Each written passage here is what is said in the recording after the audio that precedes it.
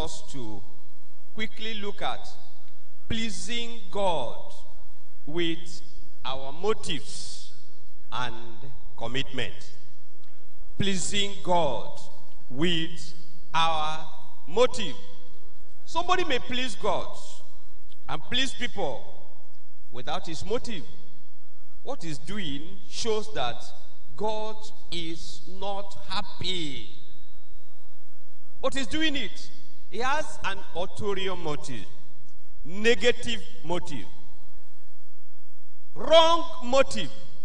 But let's look at the Bible in 1 Chronicles chapter 13 from verse 1. 1 Chronicles chapter 13 from verse 1. And David consulted with the captains of the thousands and hundreds, and with every leader. And David said unto all the congregation of Israel, if it seem good unto you, and that it be of the Lord our God, let us send abroad unto our brethren everywhere that are left in all the land of Israel, and with them also to the priests and Levites, which are in their cities and suburbs, that they may gather themselves unto us, and let us bring again the ark of our God to us. For we inquired not at all in it in the days of Saul. You see the motive of David for calling all the children of Israel together. His motive was to bring back the ark of God. This ark had been abandoned. During the reign of Saul, he never asked for it. The Israelites lost the ark when they went to fight during the time of Eli. Then the Philistines conquered them and carried the ark to their place. And then God fought for himself and defended the ark. The Philistines returned the ark to the camp, to the land of Israel. But nobody cared to take care of the ark. They just dumped it in the house of a man and left the ark there. So throughout the period Saul reigned, there was no ark.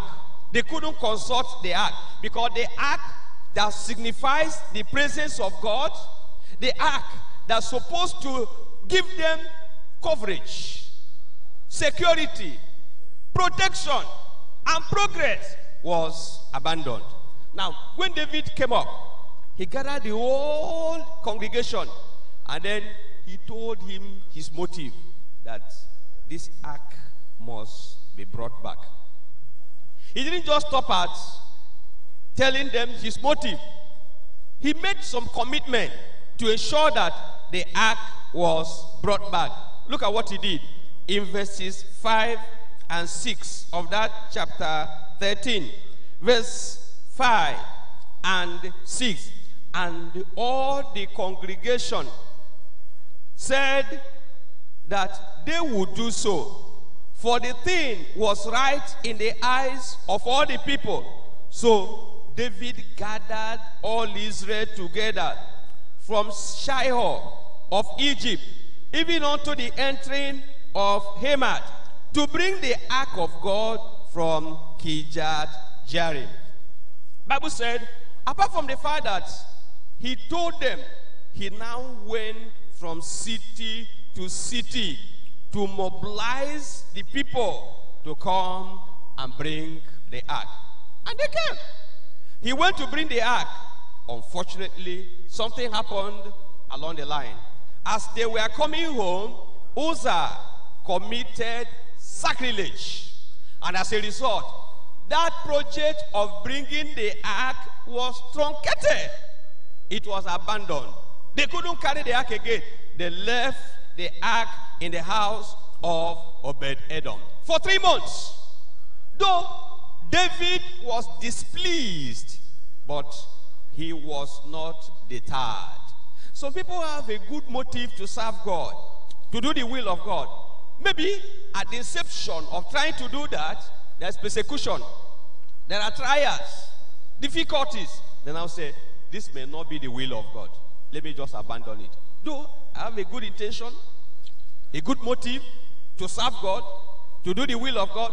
But since there is a challenge, since there is a problem, I'm perceiving this is not the will of God. So I won't do it again. Not David. At the first attempt, there was a problem. He went back home and then consulted all the people he's supposed to consult, the Levites. And then he recommitted himself in bringing the ark. He looked at what happened and said, okay, we discover our mistake. We didn't consult God. We didn't do it the way God said we should do it. Let's go back and do it. That's a lesson for all of us. You have a good motive. You want to do the will of God, but there's a challenge. That doesn't mean God is not in support. Even some people who gave their life to Christ, after repenting from your sin, your husband may oppose that decision. Your children may oppose that decision. Your wife may oppose that decision. Your parents may oppose that decision. Your siblings may oppose this. Does it mean God don't want you to give your life to Christ? You have to backslide again? No. You have a good intention. You have a good motive. But there is a challenge. Go back to God. That was what David did. He looked at how he tried to bring the ark, where they missed it, and then he corrected the error. Look at chapter 15 of First Chronicles. First Chronicles chapter 15, in verse 1. And David made him houses in the city of David, and prepared a place for the ark of God, and pitched for it a tent. Initially, he wanted to bring the ark, but he didn't prepare for where to keep the ark. Now, he went back and said, I wanted to bring the ark. If I had brought the ark, where will I keep it? Okay, now let me prepare a tent. Then 2, in verse 2, then David said, none ought to carry the ark of God, but the Levites, for them had the Lord chosen to carry the ark of God, and to minister unto him forever. He said, now I realize my mistake. When I went to carry the ark, I didn't bring the Levites. The Levites were the people assigned to carry the ark. I carried it without the Levites. 2, I made a cart to carry the ark, contrary to the commandment of the Lord. The Lord said the ark should be carried on the shoulders of the Levites. I saw my mistake. In fact, look at what he said in verse 13. For because he did it not at the first, the Lord our God made a breach upon us, for that we sought him not after the due order. He said, I remember we didn't follow due process. We wanted to carry the ark, but not as God said in verse 15. And the children of the Levite bear the ark of God upon their shoulders with the steps thereon, as Moses commanded, according to the word of the Lord. When David said, now let's do it the right way. He had a good motive. And then he committed himself in ensuring that that good motive was carried out. He brought the ark. Now, after bringing the ark, he did something. He kept the ark in the tent he had provided. And then he built houses for himself. Wonderful houses. Magnificent houses. Then, after building and packing, he now looked at where the ark was kept. He said, truly, if this ark represents the presence of God, it shouldn't be here. That means the ark is greater than me. I am not the presence of God. This ark represents the presence of God. Why should it be in the tent and then I live in a beautiful house like this? Another motive. He said, no, something must be done. Look at chapter 17. First Chronicles chapter 17. He now called Nathan and told him something. Now, it came to pass, as David sat in his house, that David said to himself, to Nathan the prophet, lo, I dwell in an house of cedars, but the ark of the covenant of the Lord remained under curtains. It's just in a tent. I think something better should be done. Then Nathan said unto David, do all that is in thy heart, for God is with thee.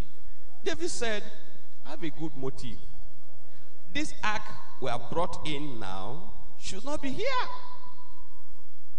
Look at the type of house I'm living in. They look at the type of house I built for God. It should not be, I will build a befitting house for the ark. He wanted to do it. He had a good motive. He had a good intention. But God now told him, David, because of the warfare you have involved yourself in, you will not build for me. He was not deterred. He said, for me to show you that I have a good motive, he committed himself in providing all that were needed to build the ark. In chapter 22, from verse 1 to 5. First Chronicles, chapter 22. Let's look at from verse 1. Chapter 22 of First Chronicles, verse 1. Then David said, this is the house of the Lord God, and this is the altar of the burnt offering for Israel. And David commanded to gather together the strangers that were in the land of Israel. And he sent message to hew wrought stones to build the house of God. And David prepared iron in abundance for the nails, for the doors of the gates, and for the joinings, and brass in abundance without weight. If you read up to verse 5, you discover that David said, since I will not build this ark, I will commit myself to ensuring that this ark was built. He mobilized all the masons to produce wrought stones, that is, beautiful stones, polished stones for the building. And then he provided iron in abundance, provided all the materials in abundance. He didn't stop there. He now mobilized the priests, the princes rather, the leaders, and said, this work is not just for me. This work is not for Solomon. This work is for God. Therefore, you must be involved. In verse 17, he said, David also commanded all the princes of Israel to help Solomon, his son, saying, is not the Lord your God with you? And had he not given you rest on every side? For he had given the inhabitants of the land into my hand, and the land is subdued before Lord and before his people. Now set your heart and your soul to seek the Lord your God. Arise therefore and build. Arise therefore and build ye the sanctuary of the Lord. He mobilized them. He said, everybody must be involved. All hands must be on deck. In fact, he told Solomon, he said, Solomon, I've mobilized the Levite, but you yourself, you must make sure that you don't play with God. You serve God with your motive and with your commitment. Let God know that from your heart, you want to please him. Some people want to do something, but not from their heart. They render lip service to the Lord, not with the right motive. God is not interested in that. Why is God saying we should serve him with all our hearts, with the right motive? Because he sees the heart of everybody. He knows our intentions. And he rewards us accordingly. That's why he wants us to do the right thing. If you want to serve God, it must be with a right motive, not with a wrong motive. Let's look at the Bible. I will look at three things briefly. Command to please God with our motive and commitment. It's a commandment. God is not pleading with you. God is not suggesting to you, it's better you please me with your heart. It's better you please me with your motive. He said no. He's giving it as a commandment. And he gave reason why he gave such commandment. In 1 Chronicles chapter 28, 1 Chronicles chapter 28, let's look at verse 9. 1 Chronicles chapter 28, verse 9. And thou, Solomon my son, know thou the God of thy father, and serve him with what type of life? What type of heart? What type of heart? With a perfect heart. That's another word for right motive, good motive. He said, Solomon, serve him with a perfect heart and with a willing mind. That's another word for commitment. If you want to serve God, he said, do it, number one, with the right motive, perfect heart. Number two, with a willing mind, commitment. Anything you are doing for God, do it willingly. Do it with the right motive. Then he told Solomon why he must serve God, he must please God with a right motive and with commitment. He says, with a willing mind, with a perfect heart and a willing mind, for the Lord searcheth all hearts. See, that's why you have to do it. God sees your heart. God looks at your heart. God considers the motive behind your action. He said, God searcheth all hearts and understandeth all the imaginations of the thoughts. If thou seek him, he will be found of thee. But if thou forsake him, he will cast thee off forever. He says, Solomon, if you want to serve God, serve him with a right motive. And serve him with commitment. Because God knows our actions and actions. God knows our intentions and actions. And God cannot be pleased with sacrifices and offerings given with a wrong motive. Some people feel, well, I'm sowing seed, but their motive is wrong. They're doing it with an evil motive. Anything they're doing in the house of God, they have a wrong motive. If they're helping an individual, they're doing it with the wrong motive. God said, if you do that, it will not be acceptable. Anything you are doing, God looks at the heart. Are you doing this just because you love God? Are you doing this because you want to please God? Or are you doing it because of a selfish reason? Why are you doing what you are doing? Even when you give money in the church, what do you give that money? That amount of money? What's your motive? What's your intention? What's your plan? God said, if the intention is evil, then it will not be accepted. Look at Micah chapter 6. Micah chapter 6.